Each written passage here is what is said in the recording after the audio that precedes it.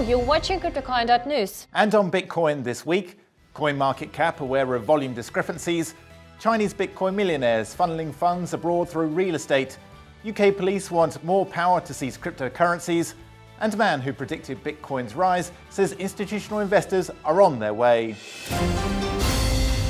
So, on July the 17th, Michael Novogratz, he's the billionaire crypto investment entrepreneur, he made a much anticipated appearance in South Korea, and he spoke on stage at the Beyond Blocks event. He's the founder of Galaxy Digital, right? Yes, and he's incredibly influential as well. I remember reading he put about 10% of his wealth into Bitcoin, Ether and other cryptocurrencies, and he also predicted that Bitcoin would be worth $10,000 by the end of last year.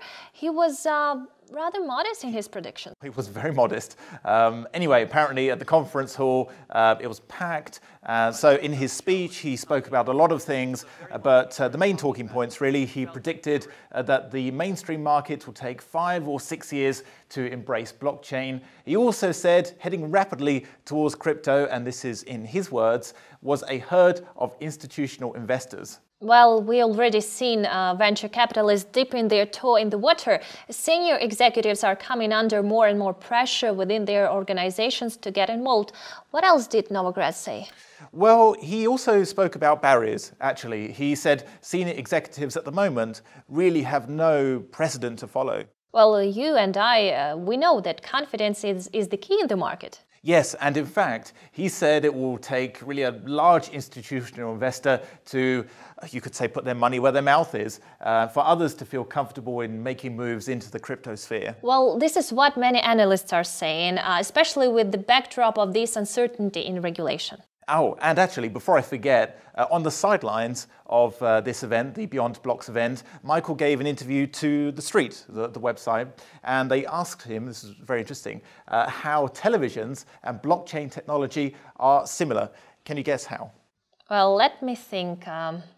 I have no idea, actually, now. Well, his answer was very interesting, and it's all to do with money transfers. So basically, he said, ordinary people just don't care about how money gets wire transferred around the world. Just like people don't know about the wiring at the back of their television. They just sit there and watch it, which is something I do. So he said, I think on the blockchain, on the architectural level, it's an infrastructure that most people won't really bother with once it's up and running properly. Well, the main question is, who has a TV anymore?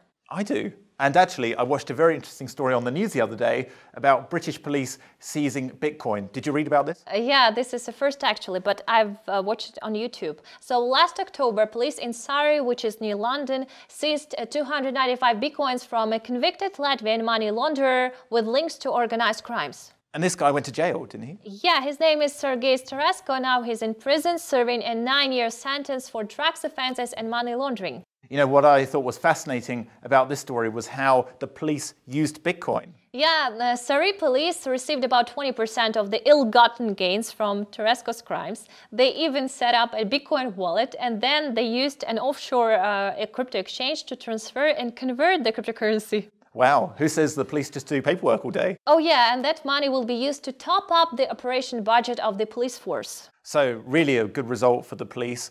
But I was thinking about this story.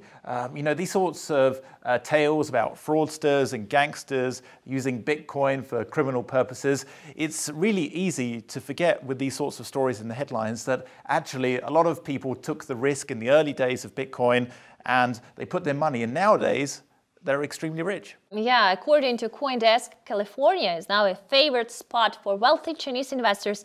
I wouldn't mind going there myself, actually. Yeah, perhaps we could take the studio there. Good idea. So apparently many early Bitcoin adopters from China are filtering their coins through brokers based in Hong Kong so they can avoid the heavy taxes and levies the Chinese state imposes on assets abroad. But not only Hong Kong, I would imagine London, New York, these are also popular destinations. Well, yeah, for crypto investors and tourists as well. Many Chinese investors are also seeking to diversify their investment portfolios. That's led to a sharp increase in the number of sellers who are now accepting cryptocurrencies as payment. Apparently, over a quarter of all homes bought in California over the past 10 years were cash buys where no mortgage was involved. That's a huge amount, but perhaps not really surprising given the draconian laws in China. Let's move on to news about the website CoinMarketCap and volume discrepancies. Yeah, CoinMarketCap really is the go-to list for information about coins and tokens. Well, CoinMarketCap's marketing vice president recently alluded to growing concerns about that metrics used to establish coins trading volume can sometimes be inaccurate. How so? Well, in a recent blog post, Carolyn Chan said changes in how some exchanges operate caused the inaccuracies.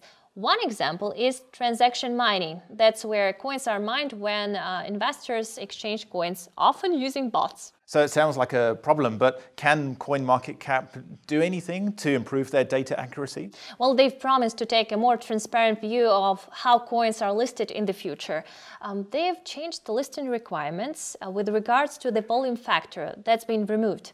Chan also announced some new features and metrics will be introduced to help users identify trends and examine trading volumes for particular exchanges. Well, we'll just have to wait and see then if these new checks and balances can really stop this sort of market and data manipulation.